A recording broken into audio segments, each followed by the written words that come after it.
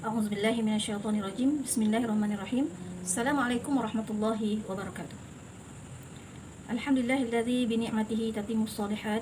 Wassalatu wassalamu ala sayyidis sadat wa ala alihi wa ashabihi ahlil fadaili wal karamat.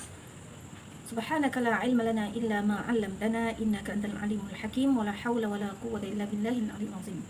Syukur pada Allah. Alhamdulillah, kita ucapkan kesyukuran padanya. Kita telah pun memasuki fasa yang ketiga.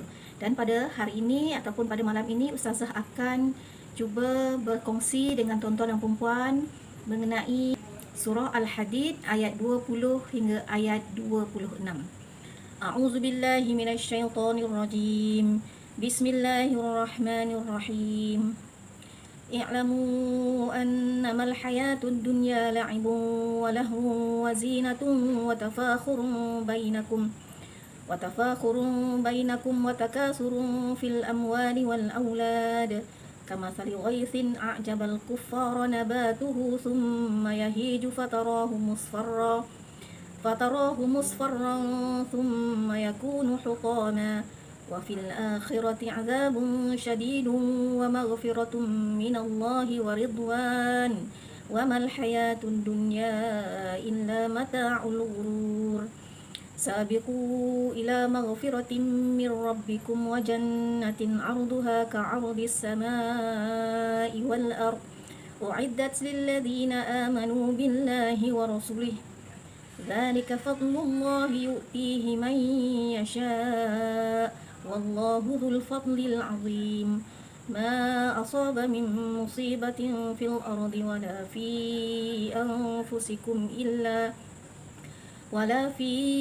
anfusikum illa fi kitabim min qabli an nabra'aha inna dzalika 'ala Allahi yasir. Likai la ta'sau 'ala ma fatakum wa la tafrahu bima atakum wallahu la yuhibbu kulla mukhtalin fakhur. Alladzina yabkhaluna wa ya'muruna an-nasa bil bukhl wa man yatawalla fa innallaha huwal ghaniyyul hamid. Shadaqallahul azim. Apakah maksud ayat yang baru sebentar kita pendengarkan tadi? Kita tengok ya makna ayat ni. Ketahuilah sesungguhnya kehidupan dunia itu hanyalah permainan dan gurau senda, perhiasan dan saling berbangga di antara kamu, serta berlumba-lumba dalam kekayaan dan anak keturunan, seperti hujan yang tanam tanamannya mengagumkan para petani. Kemudian tanaman itu menjadi kering dan kamu lihat warnanya kuning, kemudian menjadi hancur. Di akhirat kelak ada azab yang keras bagi pendusta dan ampunan Allah bagi mereka yang beriman. Dan kehidupan dunia tidak lain hanyalah kesenangan yang palsu. Berlumba-lumbalah kamu untuk mendapatkan keampunan daripada Tuhanmu dan syurga yang seluas langit dan bumi, yang disediakan buat orang-orang yang beriman kepada Allah dan Rasul-Rasulnya. Itulah kurniaan Allah yang diberikan kepada sesiapa sahaja yang Dia kehendaki. Dan Allah mempunyai kurniaan yang besar. Setiap bencana yang menimpa di bumi dan yang menimpa dirimu sendiri, semuanya telah tertulis di dalam kitab Lauh Mahfuz sebelum kami menjadikannya. Sesungguhnya itu semua mudah bagi Allah. Agar kamu tidak bersedih hati terhadap apa yang hilang daripada kamu dan tidak pula terlalu gembira terhadap apa yang diberikannya kepadamu. Dan Allah tidak menyukai setiap orang yang sombong dan membanggakan diri, iaitu orang-orang yang kedekut dan menyuruh juga orang lain untuk menjadi kedekut. Barang siapa yang berpaling dari perintah Allah, maka sesungguhnya Allah, Dia Maha Kaya lagi Maha Terpuji. Jadi dalam 4 ayat ini daripada surah Al-Hadid juzuk 30, dia sebenarnya ada 4 isi penting yang akan Ustazah huraikan secara ringkas. Yang pertama tentang penyucian diri, yang menjadi intipati kepada 4 ayat ini, iaitu penyucian diri. Dan salah satu sifat yang penting untuk menyucikan diri yang perlu ada dalam setiap orang mukmin ialah sifat zuhud. Zuhud, kita biasakan kalau orang nama Zahid. Zahid tu maknanya orang yang zuhud. Jadi apakah makna zuhud ni? Jadi dari segi bahasa, zuhud ni bermakna berpaling. Berpaling kerana menganggap sesuatu tu hina, rendah, remeh. Jadi dalam Al-Quran banyak sebut tentang kehinaan dunia, kefanaan dan kemusnahannya yang bersifat tidak kekal. Jika Allah mengkehendaki sesuatu kebaikan pada diri seseorang, maka Dia hadirkan dalam hati manusia bukti penguat yang membuatkannya dapat membezakan hakikat dunia ini dan juga hakikat akhirat, maka dia akan buat keputusan. Dia akan mengutamakan manakah yang lebih penting. Adakah urusan dunia ataupun keuntungan akhirat yang dicari-cari. Syekhul Islam Ibn Taymiyah berkata, zuhud ertinya meninggalkan apa yang tidak bermanfaat untuk kepentingan akhirat. Sedangkan warak pula ialah meninggalkan apa yang mendatangkan mudarat kepada kepentingan akhirat. Manakala menurut Sufyan As-Sauri, seorang tabi'in, zuhud di dunia tidak mengumbar harapan. Ini menurut Sufyan Sauri. Zuhud di dunia ni tidak mengumbar harapan. Maksudnya tak beriau-riau lah, ingin itu, ingin ni, nak jadi tu, nak jadi ni, nak kumpul itu dan sebagainya. Tetapi bukan bererti makan sesuatu yang kering, yang tak berkhasiat, tak berzat, dan mengenakan pakaian yang tidak bagus. Ini menurut Sufyan As-Sauri.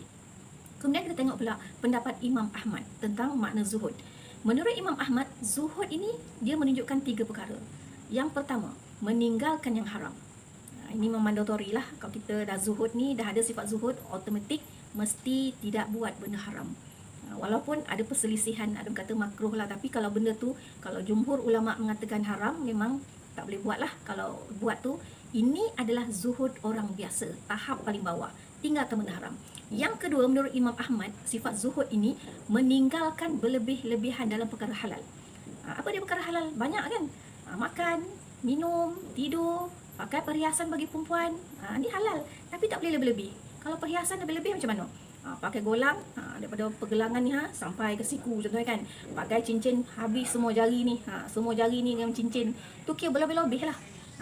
Jadi macam sembang ke contohnya, banyak membuang masa kan.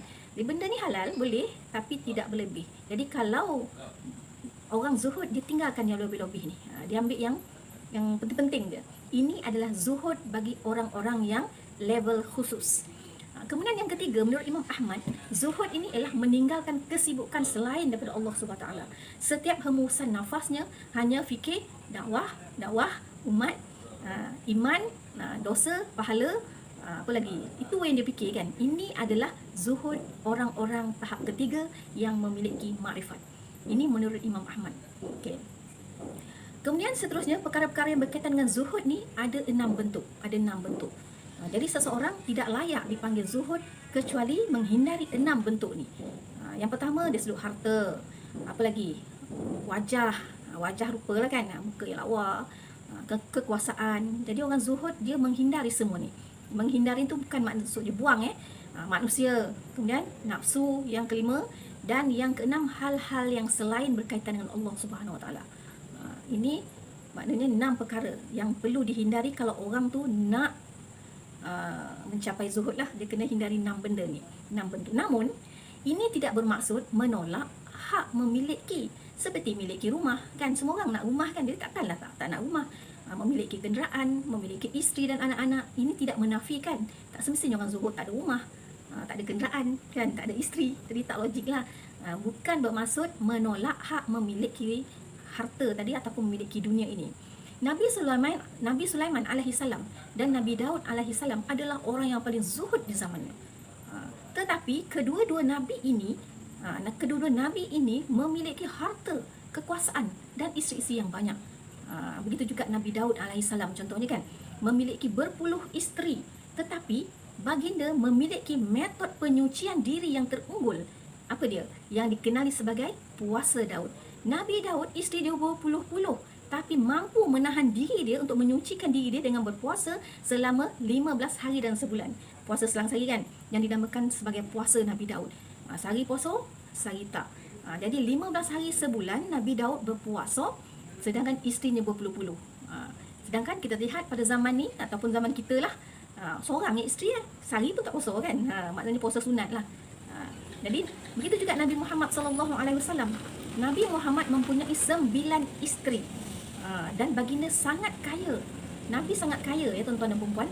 Apa buktinya Nabi Muhammad SAW sangat kaya? Sebab kita dengar biasa Nabi ni susah, miskin, sebab Nabi jadi penggembala kambing dan sebagainya.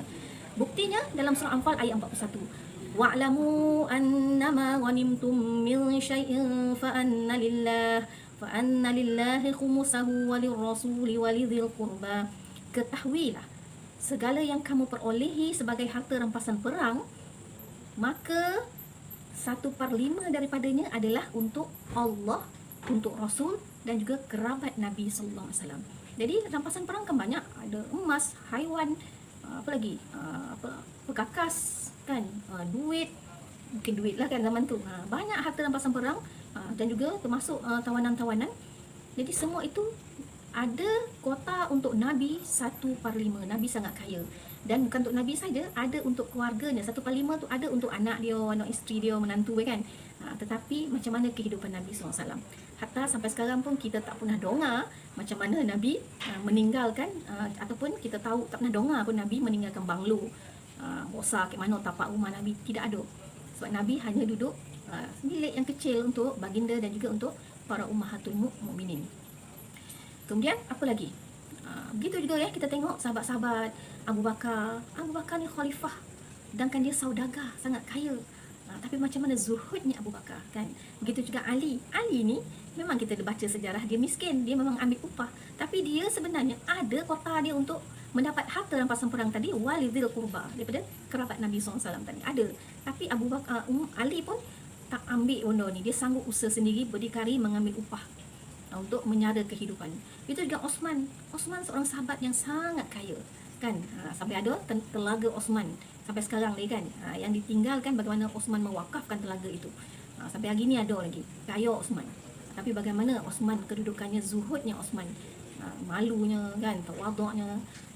Begitu juga sahabat-sahabat yang lain, ramai lagi kan. Begitu juga para tabi'in, Sahah Hasan, bagaimana cucu Nabi Hasan, Al-Hasan bin Ali, Abdullah ibn Mubarak, Imam Al-Lais kan, bin Sa'ad. Semuanya imam tetapi sangat kaya. Imam yang zuhud, imam yang sangat tawaduk, imam yang sangat mencintai akhirat, tetapi mereka juga kaya raya dan menguasai isi dunia ini. Jadi macam mana ni kan? Jadi pengertian zuhud yang paling menyeluruh kan adalah seperti yang dikatakan oleh Imam Al-Hasan ya. Seperti yang disebut oleh Ibn Qayyim dalam kitab Madarij As-Salikin. Jadi zuhud di dunia ini bukan bererti haramkan yang halal dan mensesiakan harta. Tetapi jika engkau meyakini apa yang ada di jalan Allah lebih lagi apa yang ada di tanganmu, dan jika ada musibah yang menimpamu, maka pahala atas musibah itu lebih engkau sukai daripada engkau tidak ditimpa musibah sama sekali. Ini pendapat zuhud yang paling menyeluruh lah, mudah difahami. Maknanya bukan menurut Al-Hasan, dunia ini bukan kita sia-siakan, ada harta, ada kekuasaan, takkan kekuasaan kita nak bagi pada orang kafir, takkan kekayaan negara kita nak bagi pada orang kafir juga, nak pada orang munafik, pada orang yang tidak beriman, pada orang yang jahat, pada orang yang kufur pada Allah SWT, yang melakukan maksiat dan kemungkaran. Tentulah tidak layak untuk menjadi khalifah. Mestilah kerja dia memakmurkan bumi ini dengan kekayaan-kekayaan yang ada, mesti diatur dan diurus oleh orang yang zuhud dan beriman. Barulah pengurusan itu tidak ada rasuah, tidak ada kronisme, tidak ada nepotisme dan macam-macam lagi kan. Sekiranya zuhud itu menetap di dalam hati orang yang menguasai dunia ini sebagai imam, sebagai pemerintah, sebagai pemimpin, sebagai isteri, dan semualah yang terangkum dalam kalimah khalifah. Seterusnya, poin ataupun isi penting yang kedua dalam ayat yang kita bincangkan pada hari ini ialah sabiqu ila maghfiratin min rabbikum. Bersegeralah, berlumba-lumbalah seperti mana orang berebut kan, pada akhir Ramadan ni orang berebut apa? Berebut pergi lelong, berebut pergi jualan murah kan, berebut shopping, beli kuih raya, baju raya. Sepatutnya kita bersegera dan berlumba-lumba, berebut-rebut memohon keampunan Allah, yang mana keampunan Allah itu seluas langit dan bumi. Langit dan bumi ni sebesar mana luasnya langit dan bumi? Sebesar itulah peluang keampunan yang disediakan oleh Allah SWT, khususnya pada bulan Ramadan. Jadi sepatutnya kita orang Islam berlumba-lumba untuk rebut keampunan yang dibuka oleh Allah bulan pemutihan ini. Jadi anggaplah bulan Ramadan ini seperti masuk dalam mesin basuh. Masuk mesin basuh kan, kita sekarang ni masuk dalam mesin basuh. Jadi sepatutnya keluar pada mesin basuh ni dalam masa sebulan ni, tentulah kita jadi kain yang bersih. Sekiranya kita masuk mesin basuh sebulan ini, masa Ramadan ni ataupun masuk Ramadan ni, ibarat masuk mesin basuh tapi keluar tak bersih, masih berbau kan, bau poluh lagi, bau badan lagi, nampak lagi kotoran-kotoran pada sifat kita, perangai kita ni, menunjukkan Ramadan ini tak mampu menyucikan diri kita, disebabkan kita tidak mengambil manfaat dengan keberkatan Ramadan. Jadi pada malam 10 terakhir ni banyakkanlah doa untuk kita memburu Lailatul Qadar. Allahumma innaka afun karim tuhibbul afwa fa'fu anna. Allahumma zukna lailatul qadr. Kurniakanlah kami Lailatul Qadar ya Allah. Berilah keampunan pada kami ya Allah. Ampunilah dosa-dosa kami ya Allah. Inilah yang kita pohon yang kita lumba-lumba kan. Dengan lumba-lumba buat kuih. Cukuplah tu, zaman kuih ni zaman kuno dulu, zaman kita kocik-kocik. Itu zaman kita tak mengaji, kita tak ada pengetahuan, tak ada orang cerita pasal keberkatan dan kehebatan Ramadan. Sekarang ni kalau kita masih cerita kuih, masih cerita baju raya, kuih raya, kuno sangatlah kita ni. Dan maknanya tak trendy lah, tak ikuti perkembangan zaman. Amatlah malang kan. Kalau kita masuk Ramadan, falam yufarlah. Dosa-dosa kita tidak diampunkan oleh Allah Subhanahu Wa Taala. Yang ketiga, ayat seterusnya ya, poin yang ketiga dalam ayat ni ialah musibah yang menimpa. Jadi Allah Subhanahu Wa Taala dia yang kedua tadi, semua yang poin yang kedua, kita mohon keampunan tu untuk melahirkan jiwa yang zuhud. Supaya kita berwasih. Berwasih nanti kita akan jadi zuhud. Yang ketiga, ma asaba min musibatin ma yusibul mu'min min nasabin wala wasabin wala saqamin wala syaukin illa kafarallahu anhu biha sayyi'atihi. Jadi, tidaklah sesuatu yang menimpa umat Islam itu daripada nasab, rasa gelisah kan, susah hati, kesakitan kan, banyak orang sakit kan, sakit macam-macam, illa wala syaukin, dan juga duri yang menusuk kaki kita, illa kafarallahu anhu biha sayyi'atihi, melainkan Allah akan mengampunkan dosa-dosa kita. Jadi musibah ni ada dua kan. Musibah disebabkan oleh wafi anfusikum, pada diri kita, dan juga apa yang berlaku di atas muka bumi, banjir, apalagi puting beliung, ribut, rumah ditimpa ribut dan sebagainya. Itu semua adalah daripada alam ini sendiri. Dan yang kedua daripada diri, yang ujian yang menimpa diri kita kan, sakit kan, kehilangan anak, dan tapi yang banyaknya kesakitan lah, sakit macam-macam kan. Jadi semua itu adalah sebagai kafarallahu anhu. Allah jadikan sakit, susah hati, payah, derita kan, kehilangan itu sebagai penebus dosa. Kenapa? Supaya ada tujuannya. Kenapa Allah uji kita? Kenapa Allah ambil ataupun hilangkan nikmat-nikmat, macam contohnya anak, kesenangan, kekayaan, kebun-kebun yang luas, jawatan, perniagaan yang maju, akan diuji oleh Allah. Ada orang yang diuji dengan bankrupt, dicuri orang. Kenapa? Supaya kita ni dilatih, jiwa kita ni dengan kehilangan tersebut tidak akan rasa terkilan di atas kehilangan harta tersebut, kehilangan anak, kehilangan itulah selipar kita ni kan, punyalah paman kita ni hilang tudung pun tak lalu makan, hilang kasut berboli pun susah hati seminggu. Itu memang koman lah tu kan. Jadi ujian-ujian yang Allah kasih ni sebenarnya nak latih jiwa kita ni supaya zuhud, tak terikat dengan benda ni. Ketor cala pun merungut kan, sampai tarik muka ketor cala kat orang kan, sayang betul lah kat ketor tu kan. Padahal semua tu adalah fana, semua akan binasa, semua akan kurang, semua akan hilang, bukan kekal pun. Jadi apa lagi? Supaya tak rasa terlalu suka, happy sangat bila dapat nikmat. Bila naik pangkat suka sangat kan, dapat baju, dapat omeh, mampu, simpanan banyak kan dalam bank, kita rasa suka kan, dapat makan sodap, kita rasa terlalu happy dengan nikmat. Jadi Allah tarik nikmat ni, Allah uji kita sakit tak lalu makan, Allah uji kita sakit sikit, rasa susah hati, kehilangan, kita dah tak dapat nak menikmati baju yang lawa. Berapa banyak kan orang baju satu berapa lemari, penuh lemari, tapi tak boleh pakai sebab tak sihat, ataupun susah hati kan, susah hati jadi tak lalu nak pakai lawa-lawa, tak lalu nak berhias. Jadi sebenarnya semua musibah yang Allah timpakan pada manusia itu adalah sebagai penebus dosa. Yang keempat, poin yang terakhir ataupun isi penting terakhir daripada ayat yang kita baca pada hari ini, iaitu jangan bakhil, jangan kodokut. Kemudian dahlah jangan kodokut kan, dan jangan pula ajak orang pula kodokut, ajak pula berjemaah pula kodokut kan, tak bagi orang infak, tak galakkan orang menyumbang, tak galakkan orang membantu orang susah. Sedangkan pada bulan Ramadan ni, inilah peluangnya. Afdalus sedekah sedekatu fi Ramadan kan. Sedekah pada bulan Ramadan adalah afdal. Jadi sekarang ni banyakkan kita memberi.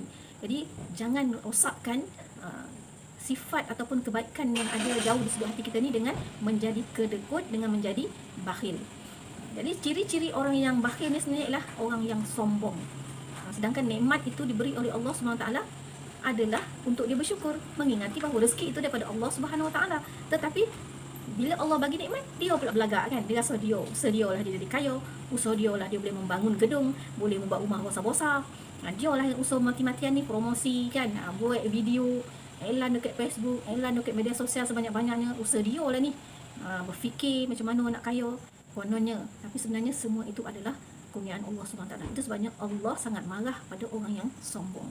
Jadi mudah-mudahan sedikit perkongsian pada hari ini mengenai surah Al-Hadid ayat 20 hingga 24. Pada juzuk yang ke-27, sekurang-kurangnya kesimpulannya daripada empat isi penting tadi adalah untuk melahirkan jiwa yang bersih, dan jalannya atau sifat yang perlu dimiliki oleh orang mukmin ialah sifat zuhud, yang tidak meletakkan dunia itu di dalam hati, tetapi dia akan jadi pengurus kepada dunia ini sebagaimana Nabi-Nabi terdahulu seperti Nabi Sulaiman, Nabi Daud, Nabi Muhammad SAW dan para sahabat, di mana mereka itu menguasai dunia, tetapi dunia tidak menguasai diri dia. Itulah zuhud. Jadi mudah-mudahan kita akan bermanfaat walaupun sedikit sahaja daripada ayat yang kita bincangkan pada hari ini. Aku qauli hadza, astaghfirullahalazim li wa lakum. Assalamualaikum warahmatullahi wabarakatuh.